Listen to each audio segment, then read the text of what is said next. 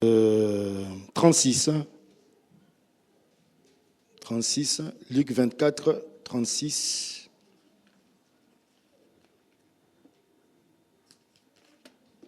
Ok, voilà. Pour ceux qui peuvent s'élever, on va le faire pour honorer la parole de Dieu et nous allons prier.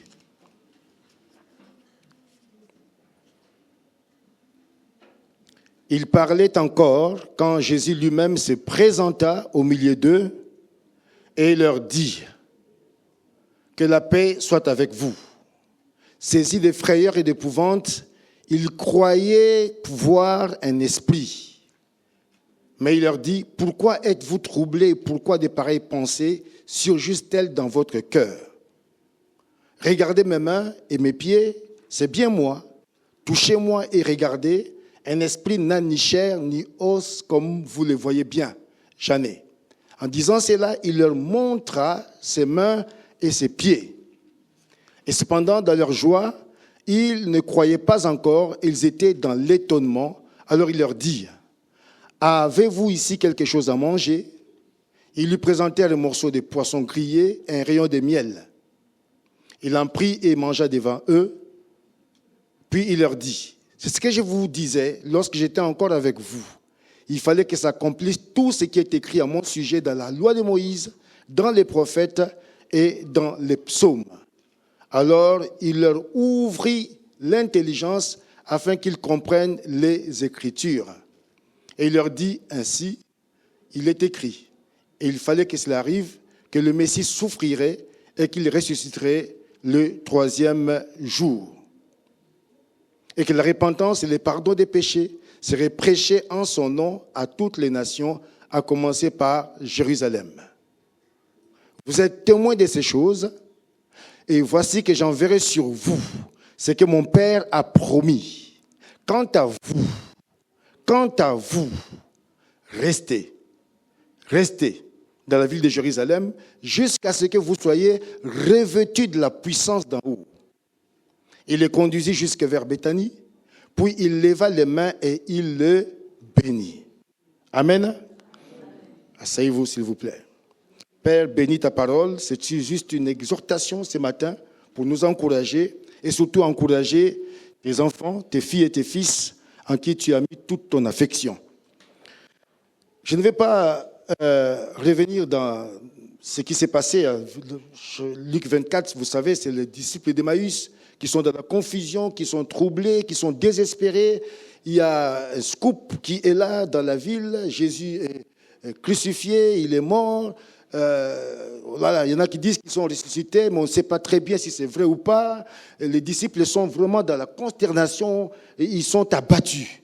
Et les deux disciples, ils tournent le dos à Jérusalem et ils vont à Emmaüs, à peu près 12 kilomètres. Ils vont là-bas, on ne sait pas trop pourquoi. Vous savez, quand on est désespéré, quand on est désorienté, des fois, on fait des choses qu'on ne comprend pas. Mais il se fait que quand ils discutent en chemin, Jésus s'approche d'eux, il les rejoint. Il dit, mais qu'est-ce qui se passe là? Je vous trouve triste et tout ça, discussion animée. Et il commence à expliquer à Jésus, il me dit, mais comment? Il y a quelque chose qui se passe, toi tu n'es pas au courant. Et là, Jésus, c'est extraordinaire. C'est extraordinaire, comme on a entendu le témoignage de ce matin. Comment est-ce qu'il peut venir nous rejoindre? Là où nous sommes angoissés, là où nous sommes anxieux, là où nous sommes perdus, là où on ne sait plus où aller, où toutes les portes sont fermées, là où nous sommes consternés, nous sommes tristes, abattus, on n'a plus de solution. Et c'est à ce moment-là que Jésus vient. Il vient nous rencontrer. L'ami fidèle et tendre. Oh, j'aime ce Jésus-là. J'aime l'homme de Galilée. J'aime cet homme gracieux. Et là, sans gronder les disciples, sans les sermonner, il commence à leur expliquer simplement la parole. Alléluia. Il n'a pas parlé de jeûne, pas parlé de prière, mais la parole. C'est important, frères et sœurs. La parole de Dieu. Il va commencer depuis Genèse jusqu'à la fin. Il leur explique dans la loi, dans les prophètes, dans les psaumes, tout ce qu'il est dit, c'est le concernant lui. Et en ce moment qu'il parle aux disciples, qu'il leur explique la parole, quelque chose se passe. Il y a comme un feu qui brûle dans le cœur des disciples. Un feu, ils ne comprennent pas, c'est un étranger, on ne le connaît pas. Mais il parle, mais notre cœur brûle. Quand nous sommes amoureux de la parole de Dieu, quand tu médites la parole, il y a quelque chose qui doit brûler en toi. La parole brûle, la parole vient consumer, la parole vient libérer, la parole elle est vivante de Dieu. Et alors qu'ils arrivent à Emmaüs, là où ils devaient aller, tout d'un coup, Jésus, il prêche les pas et il fait comme s'il allait dans sa direction. Et les deux disciples disent, non, non, non, est-ce que tu ne peux pas rester avec nous, souper, dormir comme ça demain matin? Tu vas partir parce qu'il s'est fait soir. Et Jésus accepte, sur l'insistance de ces disciples-là, de rester avec eux. Et c'est quand il va rester avec eux et qu'ils vont prendre le repas comme on l'a fait ce matin, Jésus va prendre le pain et quand il va rendre grâce à Dieu, là, tout d'un coup, les yeux de ces deux disciples vont s'ouvrir. Ils vont reconnaître que c'est Jésus qui est véritablement ressuscité. Ils avaient besoin d'une preuve. Là, c'était incontestable. Ils ont peut-être, je ne sais pas, la Bible ne dit pas, mais ils ont peut-être vu une marque là, sur ses mains, et dit c'est lui. Et tout d'un coup, Jésus va disparaître. Et ils vont retourner tout de suite à Jérusalem. Regardez, ils ne vont même pas dormir à Emmaüs. Ils vont tout de suite retourner pour annoncer la bonne nouvelle. Qu'on a vu le Seigneur. Il est bel et bien ressuscité. Quand ils arrivent là-bas, il y a un recoupement qui s'est fait. Là aussi, on leur annonce que non. Nous aussi, nous avons la preuve qu'il est ressuscité parce qu'il a vu Simon. Mais regardez la suite. Quand Jésus va les rencontrer maintenant, quand ils étaient ensemble là, Jésus leur parle, il leur donne la paix. Après, il leur demande à manger. Ils mangent pour leur prouver que c'est lui. C'est lui qui n'est pas un fantôme.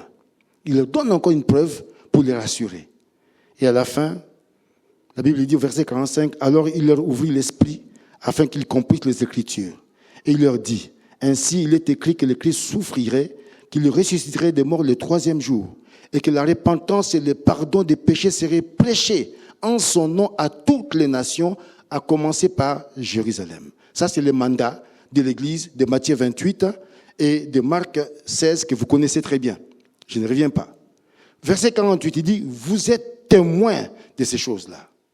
Vous êtes témoins de ces choses-là. C'est pourquoi j'aime bien les rencontres avec le Seigneur. Parce que tu ne peux pas être témoin si tu n'as rien vu, si tu n'as rien entendu.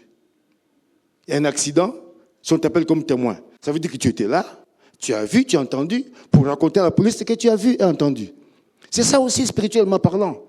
Quand on rencontre le Seigneur, quand le Seigneur nous rencontre, il y a quelque chose qui se passe. Tu ne peux pas oublier ça. Moi, je n'oublierai jamais. Le jour où Jésus est venu me parler, je ne peux pas oublier cela. Je ne peux pas. Même le jour de mon dernier soupir, si quelqu'un me pose la question, je lui dirai exactement quand et comment ça s'est passé. Je ne peux pas oublier ça. Et la Bible dit, au verset 49, Jésus dit, et voici, j'enverrai sur vous ce que mon Père a promis. La promesse de mon Père. Mais vous, restez dans la ville. Vous savez, la promesse du Père, c'est quoi? La promesse, c'est quoi dont Jésus parle là maintenant? C'est quoi? Non, il faut répéter. Il faut lire la Bible. Il ne faut pas dire n'importe quoi. Il faut lire la Bible. C'est quelle promesse dont il s'agit ici? Ne dites-le à haute voix, s'il vous plaît. Oh, gloire à Dieu. Alléluia. C'est le Saint-Esprit. C'est le Saint-Esprit. Et je m'adresse à mes frères et mes sœurs qui viennent maintenant intégrer l'Église. Le baptême d'eau, c'est une étape. Parce qu'il y a 3 baptêmes. Le baptême d'eau, le baptême chrétien, où on est intégré dans l'Église, il y a le baptême du Saint-Esprit. Vous lisez la Bible, vous allez voir. Et Jésus dit à ses disciples, je vais demander au Père de vous envoyer ce qu'il vous a promis. Mais vous, restez dans la ville jusqu'à ce que vous soyez revêtus de la puissance d'en haut. Remettez ça, merci. Jusqu'à ce que vous soyez quoi? Revêtus de la puissance d'en haut. Il leur donne un mandat, Il leur donne une mission d'être des témoins. Mais il dit, et ce matin il te dit à toi Emmanueline, il te dit à Félicité, il te dit à Francelina, il te dit à Bilive, à toi Timothée ce matin. Vous avez une mission accomplie. Vous avez un mandat d'être lumière, d'être des témoins.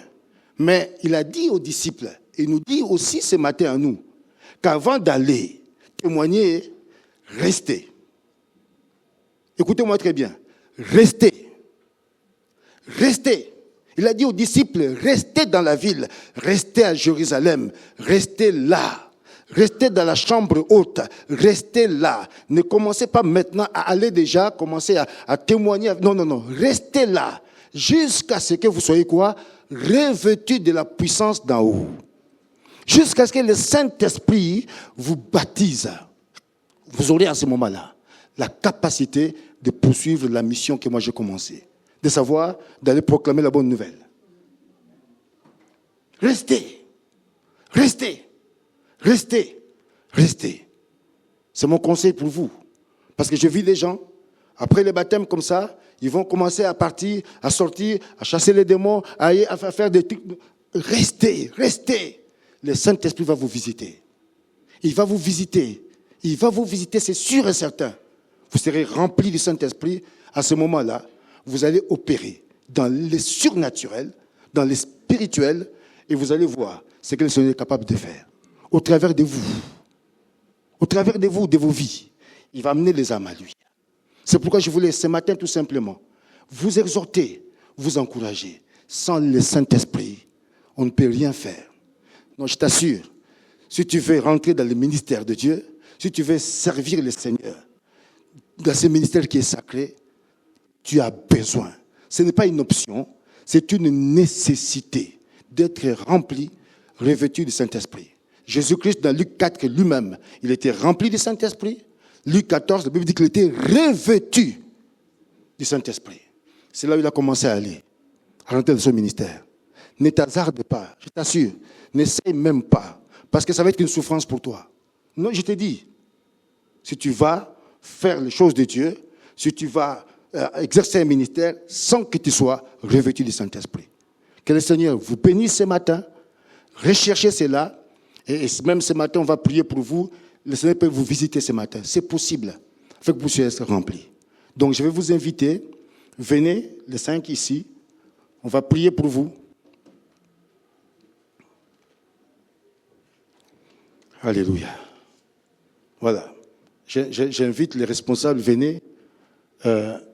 Mamie, si tu peux venir aussi, s'il te plaît. Venez seulement. Vous allez prier.